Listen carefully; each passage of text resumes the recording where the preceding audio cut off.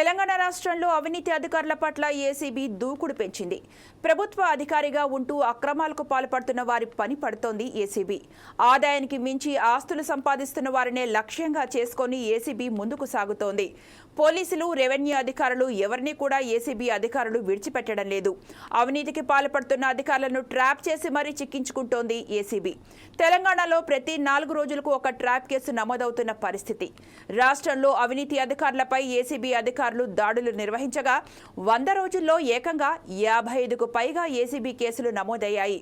అన్ని శాఖల్లో అవినీతి అధికారులపై ఏసీబీ ఫోకస్ పెట్టింది. పట్టుబడుతున్న వారిలో పోలీస్, రెవెన్యూ శాఖ టాప్ లిస్టులో ఉన్నారు. 10 రోజుల్లో పలువురు పోలీసులు కూడా ఏసీబీ ట్రాప్లో చిక్కుకున్నారు. Meerpet SI, Madhapur SI, station writer, Asifabad SI ACB వలలో పట్టుబడ్డారు.